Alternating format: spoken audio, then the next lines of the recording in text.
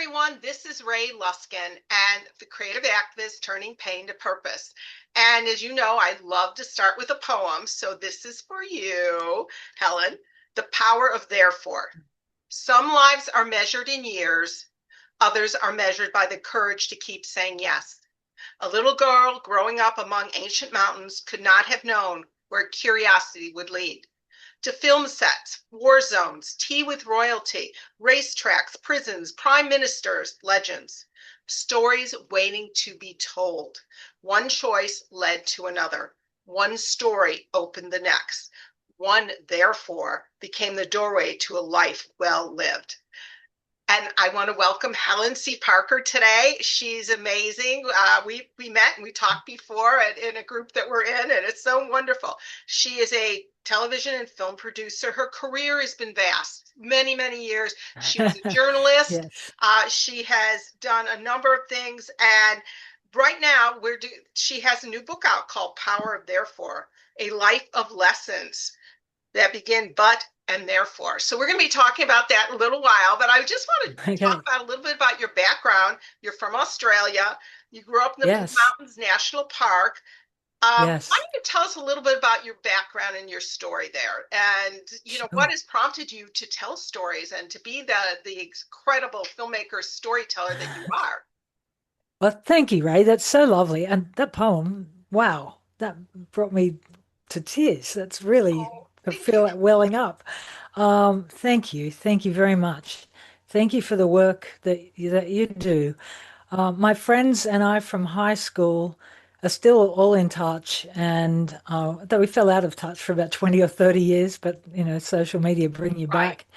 And one thing we've all recognized and all realized through our world travels, because Aussies are very well traveled by nature, because being on an island, we want to get out there and discover the world. But we've all discovered that where we grew up is one of the most beautiful places on the planet, without a doubt, and that our childhood, all our shared experience was it was a very mixed town where we grew up, really hard socio-economic on one level, but also you had, the doctors and the professors and the officers, on another level. And we were all thrown in together and we all shared a love of, in Australia, we call it the bushland. You'd call it the woods here, the forests and the woods. And I grew up surrounded by snakes and spiders and swam with sharks at the beach. And growing up in Australia is an adventure. It's like the Squid Game for real, I like to say. It really is a race to see who can survive each day. And the beauty of where I grew up, and for your listeners, if anybody could Google the Blue Mountains, Australia, that is where this little tomboy grew up and incredibly blessed. And the architecture there from nature, meeting the architecture from humans, because in the 1920s it was the playground for the rich and famous. And so there's these incredibly beautiful amphitheaters carved into the cliffside and these amazing gardens by architect designer, the Sorensen family.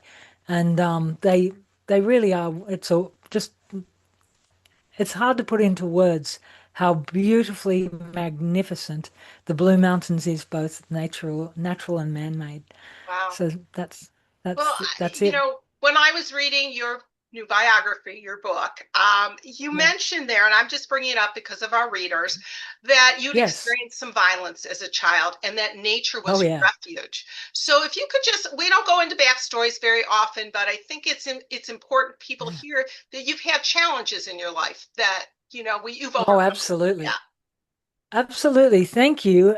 That's really true. It was when you're growing up like that, you just don't know any different. And I can, even if I close my eyes now, I can think of the sound of getting punched in the head.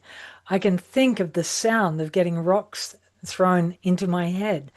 And my brothers were incredibly violent. My oldest brother, especially, and hurt people hurt people. So somebody hurt him, and I'm sure I was a pesky little sister. I have no doubt.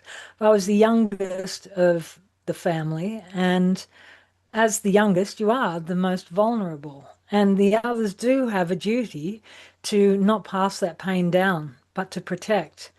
And the opposite was done. And they, so it was twofold. Well, it was threefold, but I'll just speak about twofold, that it was violent and it was really emotionally challenging. I won't say abuse because I think abuse kind of changes the way that I see myself, but technically, I guess it was abuse. They used to sing songs about how ugly I was, and they taught the other boys. It was a very boy-heavy street, and they taught the boys in our street to sing that same song about how ugly I was.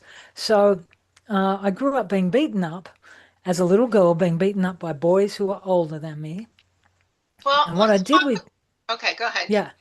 Oh no, I was going to say what I did with that, as a young kid, I turned that into a sport. And that I thought, okay, you're going to fight me, I'm going to fight you. And so I probably picked a few fights with these older boys because, you just don't know any better. Right, right. Well, I know that, life was difficult for you, and nature, you've talked about how it shaped your ability to be resilient. There was healing and hope in nature. And I love that about your book when you shared that. I think that's something that many of us can relate to. I know for me, and that's why this is the first time I've ever used a background like this. I go to the beach all the time. The water is my healing space. So I Oh, know that. absolutely.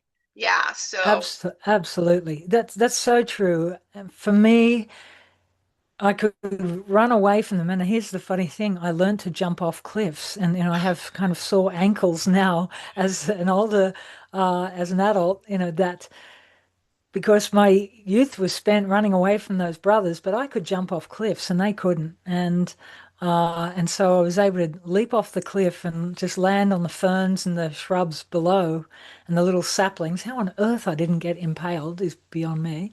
Um, and I would just run down into our gully called Sassafras Gully, one of the most beautiful places on the planet. And all of the stones down there, these big ancient boulders, sandstone boulders in the forest, have tumbled down in ancient times and are covered in moss. And so to a little child, it looks like you're walking through this magical house. That's because to a child, that looked like a cupboard, and that looked like a sofa, and that looked like a table, and that looked like a stage. And it was all moss covered. And it had a waterfall running through it. And this is off the main trail, so tourists would not see this or know about it. But it's interesting you to describe this. This is where I see yeah, you becoming the storyteller, the filmmaker, what you're looking at, what you're yes, seeing. You yes, become, you see everything. You're so yeah, curious and you're observant. So why don't we just sort of yeah. shift a little bit to your role in journalism, and then we'll go into the filming, because I want to talk about, your advocacy as well. Yes, for sure. Well, as you said, growing up where you're basically inside a movie scene. It just looks like this amazing scene.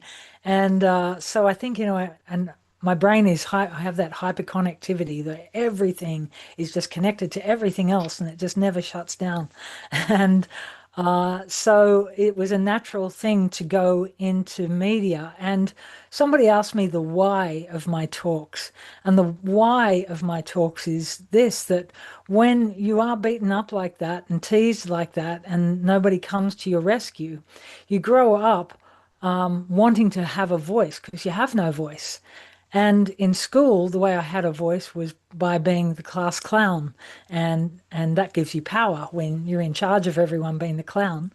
And in media, that gives you a voice because now everybody has to listen to me because I'm on the 6 p.m. news at night. So it's a way of self-healing. And I think a lot of people in entertainment and the arts are there because giving themselves a voice. And I never realized I was self-healing until my 30s probably. And I thought, oh, yeah, I've given myself a voice. I didn't have a voice. And I was telling other people's stories, but I wasn't telling my story, but it was inherently healing, being able to tell other people's stories and the world having to listen to me as a reporter. I love that. So let's talk about some of the stories you've told over a year, over all these years that really impacted you and made a difference. What are some of those? Oh, absolutely, without question, covering crimes. The This is more than true crime. It's just real, horrific, unspeakable crimes. And as a reporter, I did a thing called what we call door knocks, or death knocks, depending on, Australians, we have a very dark sense of humor, Australians. And so in the newsroom, you say, oh, I got to go and do a death knock. And you don't mean any disrespect to the people. It probably doesn't translate very well to other countries, but you're doing a death knock and you're knocking on someone's door. This is back in the 80s and the 90s. You're knocking on a family's door who's just had a family member killed, murdered. And so then you knock on their door and say, hi, I know this is a terrible time, but we're wondering if we could speak with you about it and learn a little more about what has happened. It's a really difficult thing to do as a reporter, let alone the poor person on the other end. And it didn't sit that well with me doing that over and over. So I joined a group called Vocal, Victims of Crime Assistance League, New South Wales. They're still going. They've grown in power over the years. They're an amazing group, and we worked together with police, with victims of crime, their families who survived, myself and another journalist, and we changed laws in Australia because there were no laws to support victims of crime back then. And so we helped to bring in victims' impact statements, stalking laws, domestic violence laws. They were non-existent until Vocal really pushed for them. And that was in And the 1990s? yes, it Okay. was the Yeah. 1990s. And Tracy Lee Gilbert, who was shot by her boyfriend, shot through the head in her workplace, literally, had her brains blown out in the workplace. And her mother and I became really good friends. And her mother was the driving force behind Vocal. And so she and I became friends, lifelong friends. We weren't close. We were close when I was involved with Vocal. Over the years, we went our separate ways. I moved into a different country, but we did stay in touch. And she died a couple of years ago.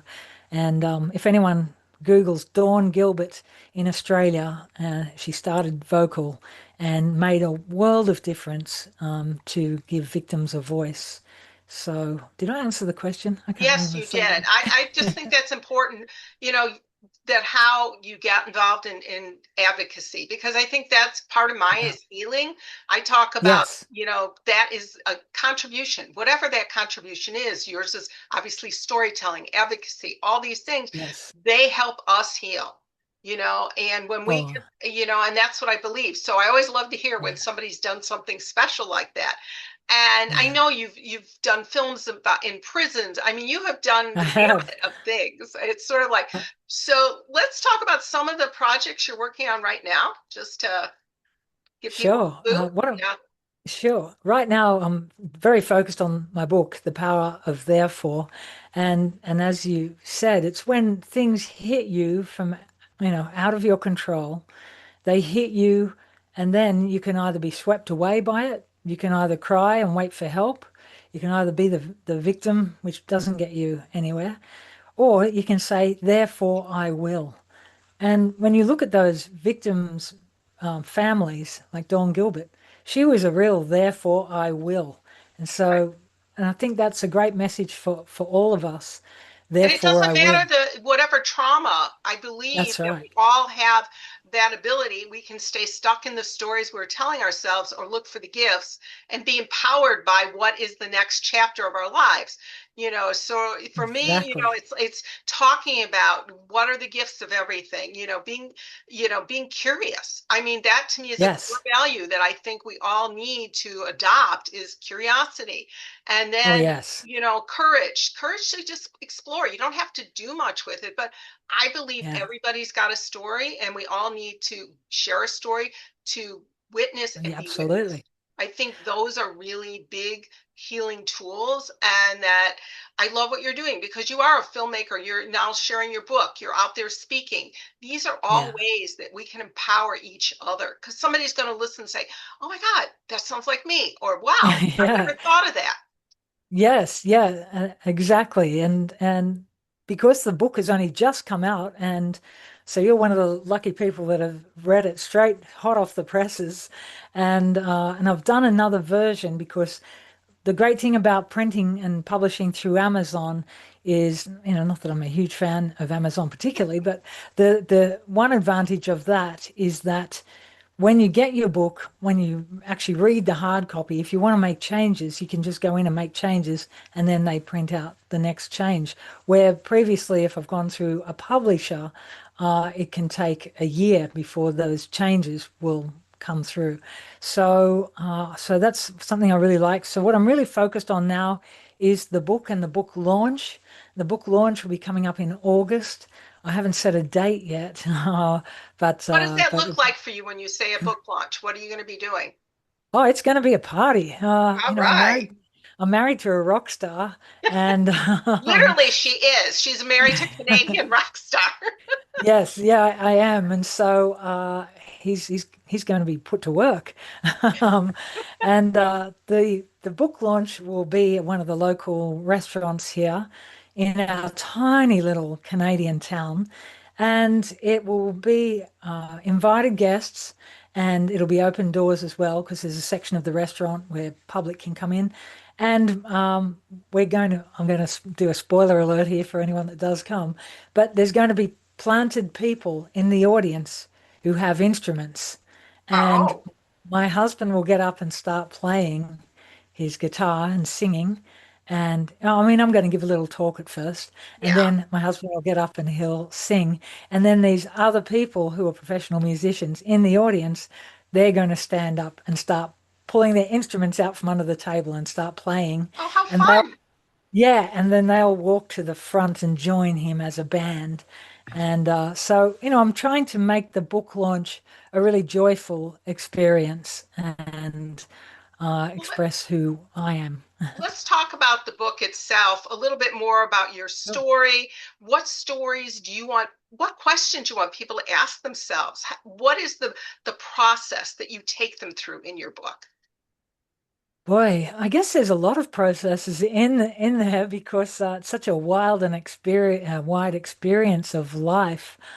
I guess the main takeaway I want is for people just to find their silence and just slow down and find a special place where they can be quiet and listen to the world. In chapter one, I talk about just sitting in the sandstone and feeling the ancient people from the past and the world just humming up through that ground. And that's our connection to nature, as you said. And with the ocean, I'm a surfer and a beach bum. And I used to take my kids to the ocean and I said, when you look at the waves coming in and out, that's Mother Nature taking a breath, breathing in and out, in and out. And so, my big takeaway for everyone in all the excitement of all the things that I did, from war zones to being a guest of President Putin to Buckingham Palace to prisons, as a filmmaker, not as an inmate, um, that to take away from all of that, that's one part of life that you're getting all this input, then what are you going to do with that? And then my suggestion is to find a quiet place in nature, even if it's just your local park. And I recommend dawn and dusk. There's something special about dawn and dusk, and we see that in nature. The birds sing at dawn and dusk. The sharks feed at dawn and dusk. Um, I'm a there's dawn some, person. I always go out. I've been yeah, out the last 2 mornings for sunrise. That's me. I'm yeah, not necessarily a dusk person, but I totally connect to the morning.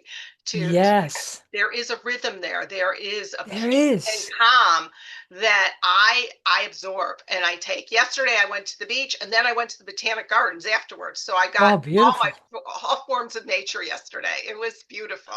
It So is beautiful, and we've become so removed from nature. The amount of tourists that come up here from Toronto, because even though I'm Aussie, I live in the Canadian woods, and the amount of tourists that come up here that have no clue.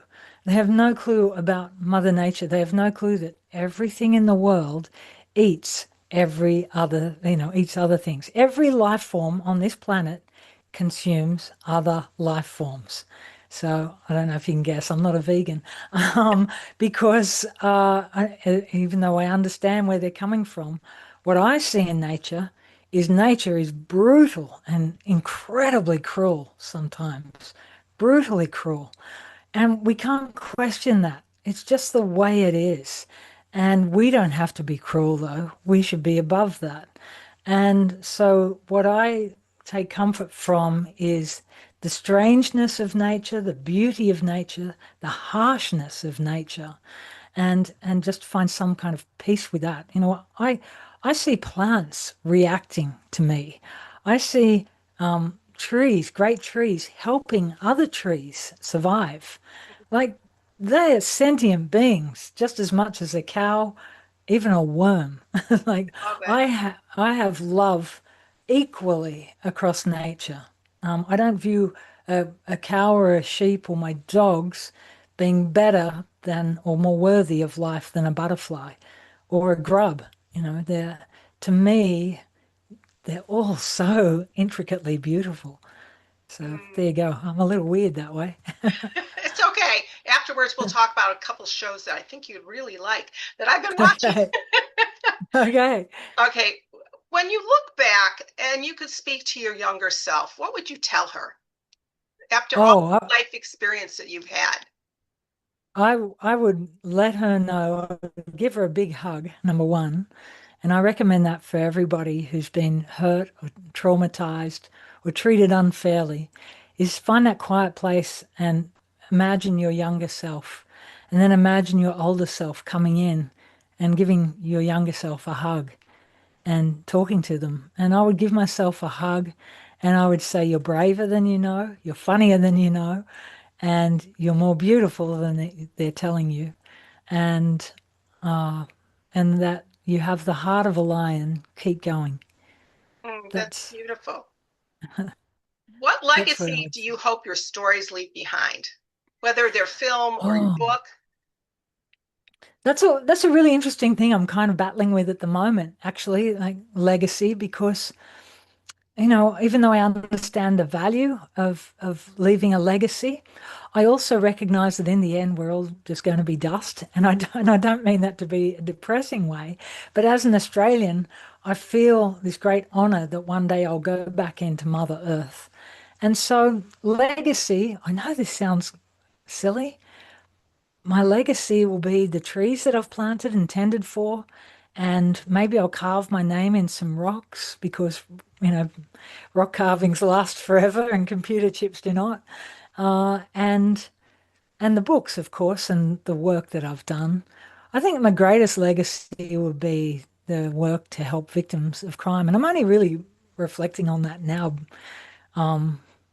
more than I did in my 20s and 30s when I was so active in it. And of course, my children have all gone on to be very successful and wonderful people. And I don't take any credit for that whatsoever. Let me just say, I fed them and looked after them for the first 5 years, but I think after that, they really, all of us really find our own way after that. I love that. Um, yeah. So, Well, so yeah. I just, So, I think as a filmmaker, a journalist, you ask questions all the time. So, what question are you pondering these days? well, my biggest question at the moment is, will humanity tip one way or the other? Because I really do believe that we are at a tipping point in humanity. I mean, during World War One, people must have felt like the whole world was ending. I can understand that. But globally now, we are environmentally, politically. I mean, we've seen the incredible evils that are hiding behind the very people that we trusted, which again, it comes back to each of us who've been traumatized in our own homes. What is happening now is the people who were supposed to protect us and look after us and do what we voted them into power to do have betrayed us. And it doesn't matter what side of the political spectrum you're on. I'm talking about the rich and powerful versus the masses. And so I think that we are at a tipping point, but I believe in the power and the absolute responsibility for each of us to put good out into the world because evil people are working really hard at what they do evilly. Good people must work hard at doing good things, even if it's just saying g'day, how you going to a stranger. Just put good energy into the world. And hopefully the tipping point will tip us into a new age of global peace and caring for nature and living with nature. I love that. I believe in the power of energy that we put out. And I talk to Yeah, strangers all the time. You're speaking to the queen. I did that same. with my grandchildren the other day. I was at a pool with them and I was talking to these strangers. And my granddaughter, who's 11, said, "Do you always talk to strangers?" I said, "Yes." And she said, "Why?" I said, "Because everybody's got a story. And if we Yeah. give them permission to share it, to open the door, they want to share, for the most part. And I think that Oh, that creates that connection absolutely. between us. Yeah,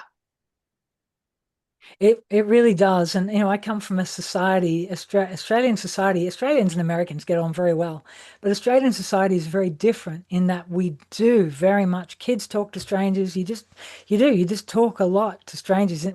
Australia's kind of very odd that way. It's over the top. Where I've noticed in America, it's not so much. But as you said, as soon as you open that door and to have a discussion with a stranger, people in America are so friendly, so friendly. And, we meet people from all walks of life through my husband performing a lot in the USA, plus we own a USA corporation. So we're in and out of the States a lot. And people are so good generally. And it's all the bad news that makes the headlines. And everybody in America is, black, white, Muslim, Asian, whoever, everyone has treated us so nicely there. So, I love I it. have great hope that good will win. I do too. I do too. And I want to thank you, Helen, today for sharing your wisdom, your stories, your journey with us today. Thank you for joining us. And how can anybody get a hold of your book? How can they Oh, connect thank with you. Well, you? first of all, thank you. Sure. Thank you so much for having me on here. It's been a delight to speak with you and learn more about you and share my story. Okay. People can get hold of me through thepowerofTherefore.com. That's the website. Or probably the easiest way is on Instagram, which is at the power of therefore. And but the website is new and up and running, and they can buy my book through the website. There's a buy book button there, and I've looked at it and the I love the fact that t-shirts you put coming up all soon. that what you did for for every 10 years or whatever, you were putting up what you did. I love that. Oh yeah. I said, "Oh, I'm Oh okay man, to that do was that." hard to Yeah. cut it down. Yeah. So thank you again. Yeah, And to everyone listening, thank you. remember this: your past is one chapter of your story. It does not have to be the final one. Yeah. May today's conversation inspire you to become curious about what's possible, courageous enough to take the next step, and compassionate with yourself along the way. This is the creative activist turning pain to purpose. Until next time, keep asking beautiful questions, keep sharing your story, and keep creating a life that reflects your deepest values, because that's the creative activist way. Thank you, everybody. Thank you.